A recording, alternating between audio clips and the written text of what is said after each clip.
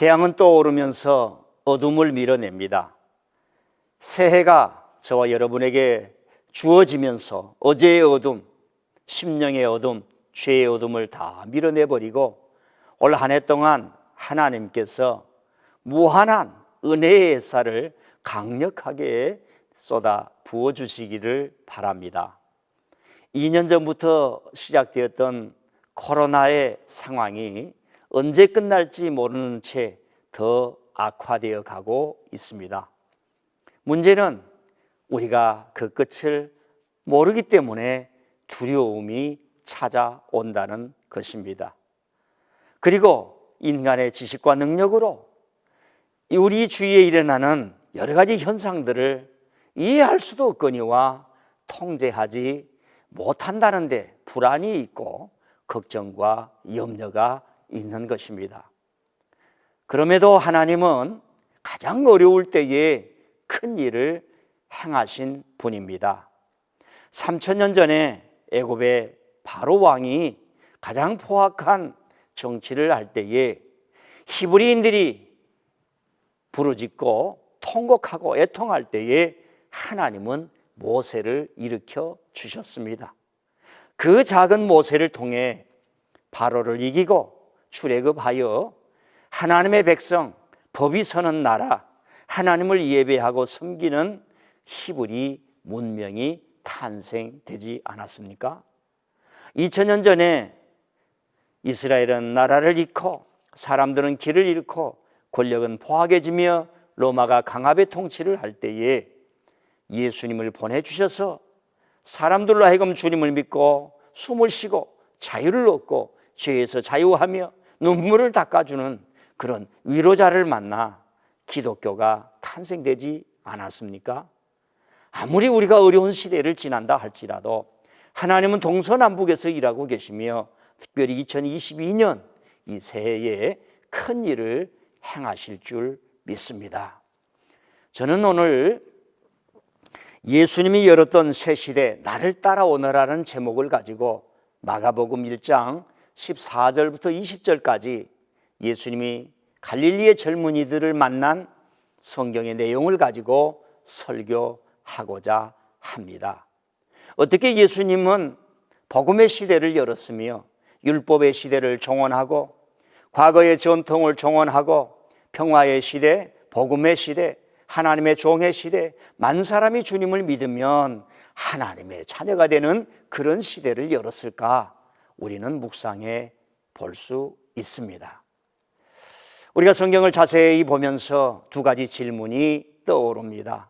어떻게 예수님은 갈릴리에서 이런 젊은이들을 이렇게 쉽게 만날 수 있었을까? 라는 점입니다. 또 하나는 갈릴리의 그 젊은이들은 예수님을 만나자마자 배와 그물을 버리고 아버지를 그 자리에 두고 예수님을 따르면서 제자의 길을 걸어갔는데 과연 이런 것이 가능할 수 있을까라는 생각을 지우지 않을 수가 없습니다.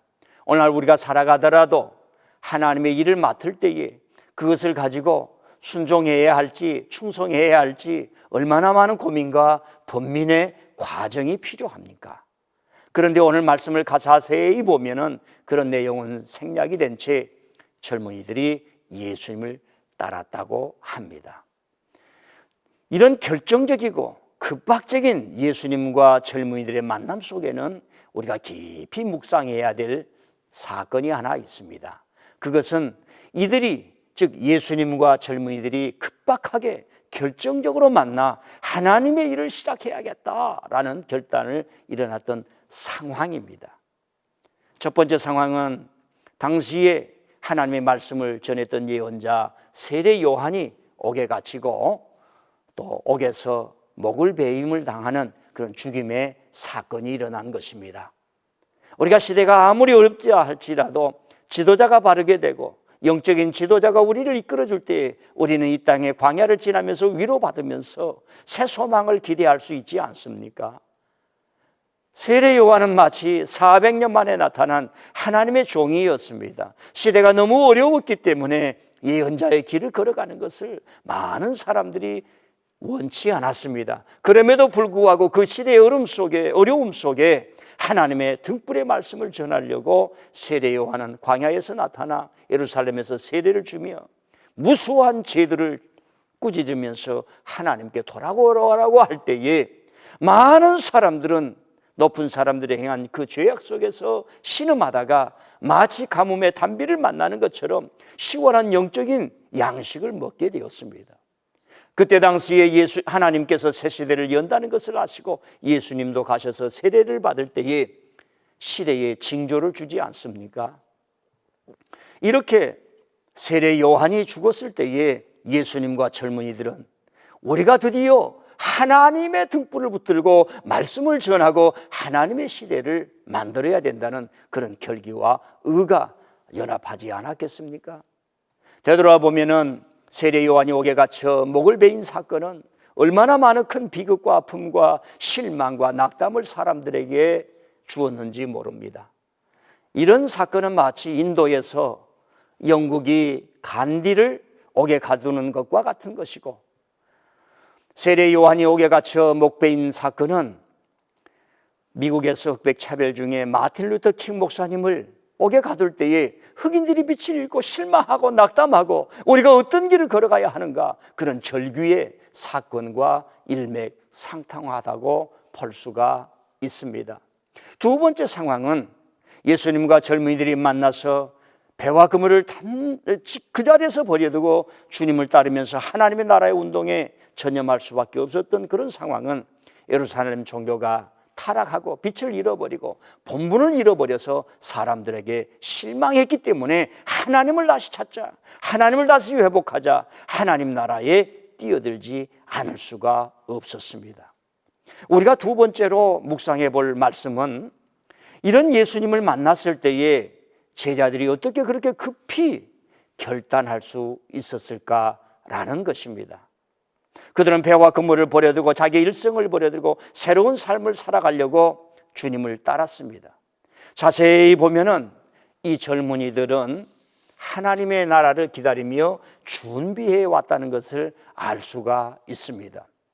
어느 순간 갈릴리 해변에서 그저 감정적으로 주님을 따랐던 것이 아니라 시대가 어렵고 두려울 때일수록 그들은 예언자들이 전해주고 조상들이 전해주었던 하나님의 이 전통의 말씀을 붙들고 메시아가 오실 것이며 하나님의 때가 올 것이며 하나님께서 흑암과 어둠 속에 빛을 주시는 새 구원의 시대가 올 것이라고 하는 이 말씀을 붙들고 준비하고 있었다는 것을 알 수가 있습니다.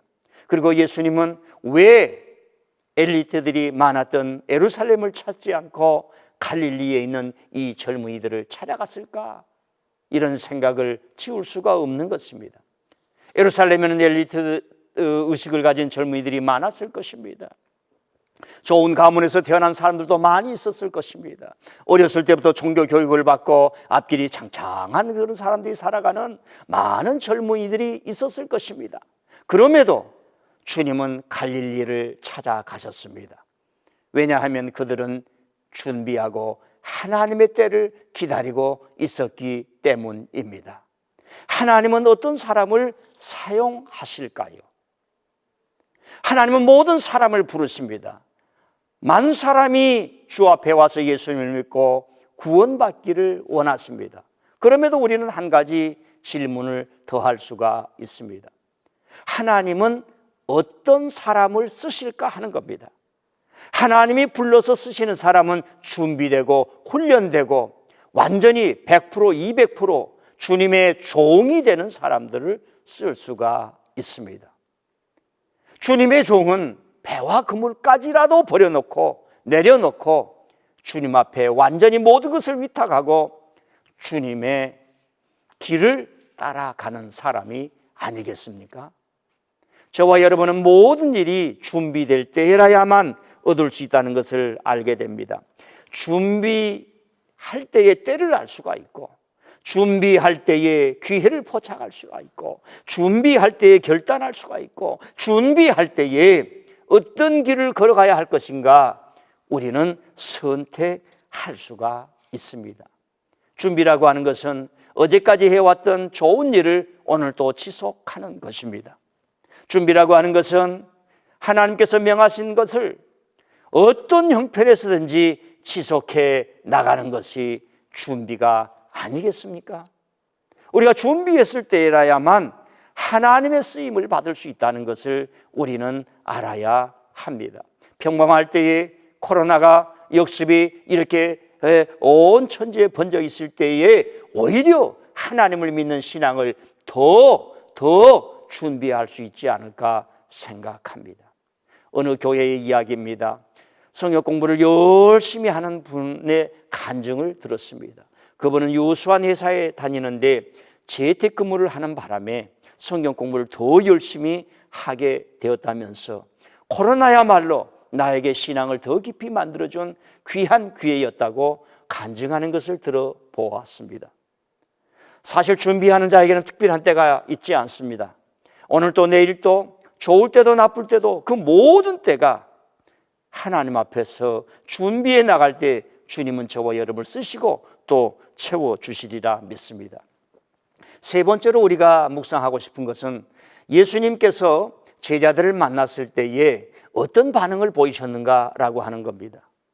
예수님은 제자들을 갈릴리의 젊은이들을 만났을 때에 나를 따라오너라, 내가 너희로 사람을 낚는 어부가 되게 하리라. 위대한 말입니다. 하늘이 갈라지는 말씀과도 같습니다. 천지가 울리는 말씀과도 같습니다. 하나님의 때를 기다리고 그 때가 언제인가를 모르고 있던 그 젊은이들에게 예수님께서 때를 가르쳐 주시고 나를 따라오라, 내가 너희로 사람을 낚는 어부가 되게 하리라. 예수님은 훗날 베드로에게 이런 말씀합니다. 시몬에게 너는 시몬이라 하지 말고 게바라 하라, 베드로라 하라. 내가 너의 생명을 책임질 것이며 너는 하나님 나라를 위해 살 것이며 하나님이 너를 지명하여 불렀으며 하나님께서 너의 생명을 책임지실 것이며 내가 바로 너의 모든 삶을 책임져 줄 것이라 라고 하는 말씀을 선언하게 됩니다. 우리가 어느 길을 걸어가는데 어떤 사람이 우리를 보고 갑자기 자네가 나를 따라오면 내가 자네의 인생을 책임지겠네, 나를 따라오겠는가 했을 때에 우리는 상당한 식견을 가지고 몇 마디의 대화를 통해서 결단해야 할 때도 있을 것입니다. 우리가 살아가면서 내가 이 교회를 가야 하는가, 이 학교를 가야 하는가, 어떤 사람을 만나야 하는가, 그 순간에 결단이 올 때가 있습니다. 주님은 그 결단의 순간을 제자들에게 주면서 너는 내 것이라 말씀하였습니다. 이사야 선지자는 400년 전에, 예수님이 오시기 한 400여 년 전에 나라가 망하고 시대가 어두웠을 때에 그들에게 이런 말씀을 선포했습니다. 두려워 말라, 내가 너를 지명하여 불렀나니 너는 내 것이라. 하나님의 이 음성을 듣고 백성들에게 전합니다. 피난 가면서도, 도망가면서도, 집을 잃으면서도, 고향 땅을 잃으면서도, 하나님의 표적인 성전이 무너지는 것을 보면서도 이사야는 백성들에게 말합니다. 하나님이 말씀합니다. 두려워하지 말라, 두려워하지 말라, 두려워하지 말라. 내가 너를 지명하여 불렀나니 너는 내 것이라. 너는 내 것이라. 너는 내 것이라. 우리가 살아가면서 내 영혼의 소유주, 내 영혼의 창조자, 내 영혼의 어머니요 내 영혼의 아버지인 하나님을 만날 때에 우리는 이 세상을 살아갈 힘을 얻지 않겠습니까? 22년에 살아가시면서 예수님께서 젊은이들을 만나 내가 너를 사람 낚는 어부가 되게 하리라, 나를 따라오너라, 나를 따라오너라, 내가 너를 책임진다, 내가 너를 책임진다. 이 음성을 듣고 사는 한 해가 되었으면 좋겠습니다. 마지막으로 생각해 볼 메시지는 예수님께서 이 제자들을 만났을 때에 어떤 마음이셨을까라는 생각을 해봅니다. 사랑하는 성도 여러분, 오늘 제자들에게 나를 따라오너라, 시몬아, 내가 너를 책임질 테니 너의 이름을 게바라 하리라. 너는 돌 같은 인생을 살아야 한다. 바위 같은 삶을 살아야 한다. 굳건한 삶을 살아야 한다. 환난을 당하여 흔들리지 아니하는 이 게바의 삶, 베드로의 삶을 살아야 된다. 내가 너를 굳건하게 만들어 음부의 권세가 너를 이기지 못하도록 내가 교회를 세울 것이다. 이 메시지를 주는 것은 그 사람에 대해서 마음이 통했고 주님의 큰 섭리를 그에게 주고 싶었기 때문에 그런 것 아니겠습니까? 저는 예수님이 그날 갈릴리 해변에서 이 젊은이들을 만나고 저녁에 잠을 주무시지 못할 정도로 기뻐하셨을 것이라 하는 생각을 해봅니다. 사랑하는 성도 여러분, 올 한 해 동안 주님으로 인해서 우리가 밤을 지새우면서 눈물을 흘리며 감사합니다, 감사합니다 하는 그런 날이 많아지기를 바랍니다. 여러분들과 제가 하나님 앞에서 하나님께서 내 사랑하는 종이구나, 내 사랑하는 종이구나, 내가 너를 기뻐하노라, 내가 너를 기뻐하노라 하는 해가 되기를 바랍니다. 천사가 마리아에게 찾아와서 너무 기뻐한 나머지 은혜를 받은 여인이요, 은혜를 받은 여인이요, 하나님이 기뻐하시는 여인이요, 이런 말씀을 하지 않았습니까? 우리의 힘은 무엇입니까? 하나님의 기쁨이 내 기쁨이고 나의 기쁨이 하나님 앞에 예배가 되고 찬양이 되고 제물이 되는 것 아니겠습니까? 항상 기뻐하라, 항상 기뻐하라는 말씀이 있지 않습니까? 주님은 이날 제자들을 만나고 잠을 주무시지 못하였을 겁니다. 우리 사랑하는 성도들이 이 세상을 살아가고 교회에서 공동체 생활하고 예배 생활을 할 때 서로 만날 때마다 기쁨이 오가기를 바랍니다. 목회자는 성도들을 만나고 성도들은 목회자를 만나면서 주님이 제자들을 만나고 제자들이 주님을 만났던 그 아름다운 만남의 기쁨, 성령이 주시는 기쁨, 하나님의 영적인 기쁨이 올 한 해 동안 솟아오른다면 얼마나 복된 올 한 해가 되겠습니까? 예수님께서 이 갈릴리의 젊은이들을 만났을 때의 그 심정을 다시 한번 말씀을 드리고 보고 싶습니다. 예수님께서 누가복음이라든가 마태복음에서 무언가를 찾는 기쁨을 얘기를 해 주십니다. 이런 양을 찾았다, 이런 드라크마를 찾았다. 그리고 집을 나갔던 당자가 돌아오면서 아버지는 그 아들을 찾았다는 얘기를 하므로 우리가 하나님 안에서 하나님의 자녀로서 하나님의 잃어버린 양을 다시 만나고 회복한 기쁨의 이야기를 합니다. 바로 그 예수님의 메시지 속에는 갈릴리에서 이 제자들을 만났던 그 기쁨이 포함되어 있다고 보아도 틀리지 않을 것입니다. 우리가 이 세상을 살아가면서 가장 큰 기쁨 중에 하나가 아름다운 만남으로 이루어지지 않습니까? 이 만남이 올 때에 사람이 변하고 살아가는 방향과 삶의 목적이 바꾸어질 수도 있습니다. 두려움에 떨었던 이 제자들은 예수님을 만남으로, 예수님은 이 젊은이들을 만남으로 삶의 방식을 바꾸고 하나님 나라의 시작을 열며 복음의 시대를 열어가지 않습니까? 어떤 한 여인이 병석에 누워서 오늘 내일을 하면서 어려운 중에 있었다고 합니다. 그 어려운 상황을 알았던 사람이 매일마다 찾아가서 사랑을 전해주고 예수님의 이 오늘 메시지를 전해주고 읽어주고 늘 기도했다고 합니다. 그러면서 그 사람에게 비록 병석에 있지만 새 힘을 얻을 수 있다, 새 삶을 살 수 있다 하면서 자꾸 이 말씀을 읽어주고 예수님은 베드로를 찾았듯이 바로 너를 찾는 거야 하면서 메시지를 주고 간절히 기도해 주기를 2달 동안을 연속을 했다고 합니다. 친구가 찾아갈 때마다 오늘 또 이 나의 친구가 문을 열고 병석이지만 새로운 삶을 살겠다고, 새로운 삶을 살겠다고 예수님을 만나면 얼마나 좋을까 애타는 마음으로 이 병원에 가서 또 위로하고 기도해 주고 2개월을 하는데 하루는 찾아갔는데 이 친구가 간증을 하기를 손을 꼭 붙들고 울더라는 겁니다. 말을 못하더라는 겁니다.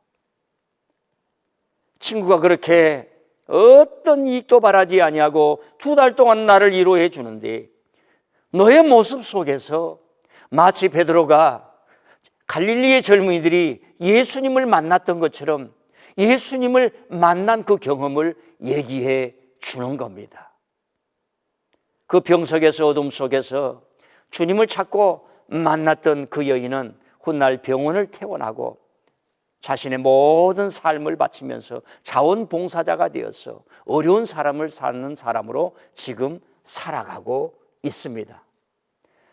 그러니까 제자들은 예수님을 만나면서 그들이 준비하고 왔던 삶의 목표를 따라 살아가는 사람이 되고, 그리고 예수님은 이 제자들을 만남으로 말미암아 오늘 말씀처럼 때가 찼고 하나님의 나라가 가까이 와서 많은 사람에게 복음으로 오십시오, 복음을 믿으십시오, 예수님을 믿으십시오, 하나님의 자녀가 되십시오 라면서 삶의 방향을 바꾸고 인생의 목적을 바꾸어 주었던 겁니다.